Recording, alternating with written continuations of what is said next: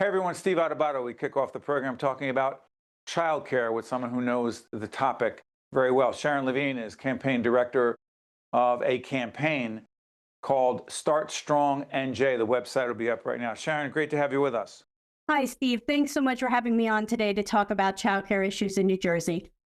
And as folks know, we have been involved in a public awareness, public education initiative for several years about the importance of affordable, accessible, quality childcare. And Start Strong NJ is the initiative leading the way. Tell everyone what the initiative is while the website is up so they log on and find out more. Yes. So these days, it is just getting harder and harder to balance family and work.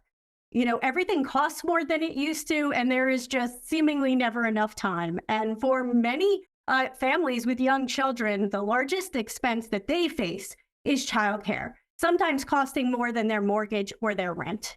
And that's really where Start Strong New Jersey comes in. We are a statewide campaign uniting parents, early childhood educators, and business. And we're united behind three core principles. The first is that childcare must be both affordable and accessible for every family that needs it. The second is that we really need to compensate our early childhood educators as the professionals that they are, right? And finally, we need the state of New Jersey to both recognize and fund childcare as essential economic infrastructure because it enables people to work. So let's go back to, there are two parts of that I want to follow up on. We'll talk about state funding and state support in a second, because if you look at our interview with Governor Mikey Sherrill, look at our website right now, steveadubato.org, the big chunk of that conversation with the governor, was a full half-hour program on state of affairs, was about childcare. And the governor was engaged in childcare issues as a member of Congress, and now as governor, it's a very different position, but the challenge is still the same. But one of the things you talked about, Sharon, was paying childcare professionals more. Here's the thing that I'm trying to make sense of. Clearly, childcare professionals, educators, not paid enough. If they get paid more, does that in turn wind up raising tuition and fees at childcare centers? So I think that is one of the challenges, right? We need to look at the system as a whole. It's very interconnected. And while we absolutely want to make childcare more affordable for families, we need to keep that in mind about early childhood educators and raising wages and how that affects tuition. I think one of the things we really need to do in New Jersey is dispel this concept that this is babysitting. It is most definitely not babysitting. Our early childhood educators are working with New Jersey children at a time in their lives where their brains are growing the fastest. They are learning so much, and they are trained, and they are really setting the foundation for young children to go into both public school and then the rest of their lives. I can tell you from my personal experience, my son went to childcare, and when we went to our first kindergarten parent-teacher conference with the teacher, she wanted to know where my son had been prior to public school because he came in with such a leg up, with such a great foundation that was provided to him by the childcare center. So we need to really elevate our mindset around this profession and really fund and pay our early childhood educators their true value. Sharon, you mentioned your son and the opportunity your son had to be in a quality childcare center. I've often said, as we do this programming around childcare, that we've been blessed and fortunate to be able to do that for kids. And I often think, okay, so our kids are fortunate, they have certain advantages, they get this childcare, quality childcare, they're ready. Talk to our audience about the challenges the children who do not have that opportunity to be in such a childcare center have when they get to kindergarten. Yes. So in childcare centers, it isn't just changing diapers and feeding and those things. Of course, it's that and keeping children safe, but it's so much more than that. There's a curriculum, right? They are learning emotional regulation, how to share, how to take turns, how to be independent. Those are all such critical skills that you not only use in school, but you need for the rest of your life, right? And our early childhood educators are really spending so much time each day with our children and having such a long-term impact on their future potential. And children who don't go to childcare centers they may not be exposed to that prior to entering public school. Let's shift gears. Let folks know what happens when a mom or a dad, disproportionately a mom, is not able to work because childcare is not accessible and affordable.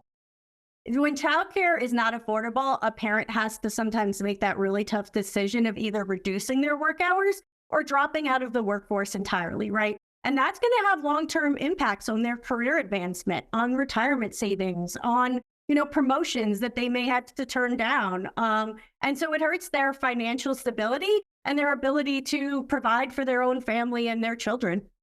But doesn't it also impact the state and the rest of us? Because if that mom or dad chooses not to work, very hard decision, right? That income tax revenue is not coming into the state. That is a great point, Steve. So childcare is as essential to the economy as roads and bridges and public transportation. Childcare is essential economic infrastructure, and it's a public good. And it enables people to work and businesses to thrive when parents make that difficult choice of reducing their work hours or dropping out of the workforce entirely. Businesses then face staffing shortages. They have reduced productivity. They have slowed growth. And the state of New Jersey loses $5 billion.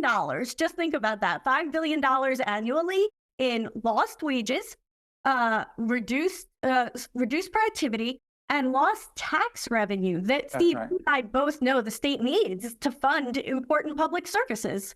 Absolutely. Before I let you go, Sharon, what is the JENGA, Jenga Advisory Council? So we have a JENGA council. We created it.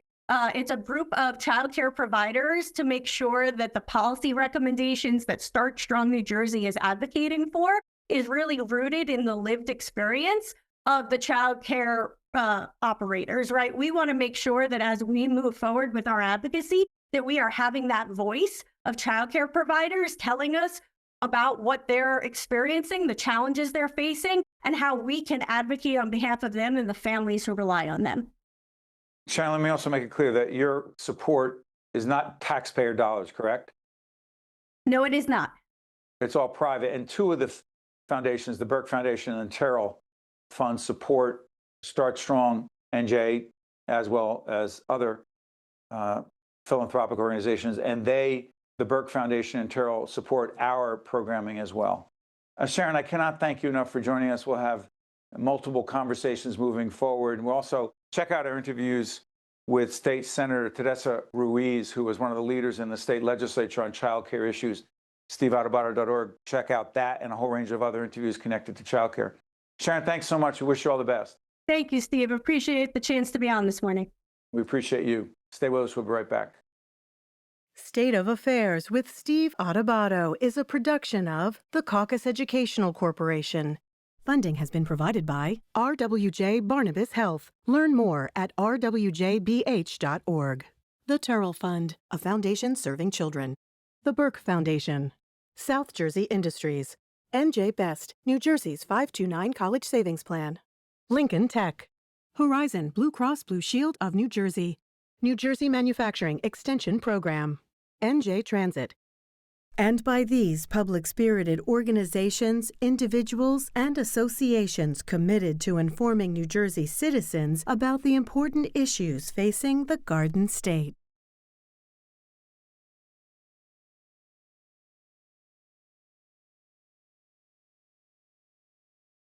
Promotional support provided by bestofnj.com and by Insider NJ. At the Terrell Fund, we know that all New Jersey families deserve access to affordable, high-quality childcare. Early childhood education supports healthy brain development and provides essential support to power the economy, enabling parents to work, businesses to operate, and communities to thrive. The Terrell Fund is proud to be part of Start Strong NJ, a statewide initiative to put affordable, high-quality childcare within reach of all New Jersey families. Learn more at terrellfund.org and startstrongnj.org.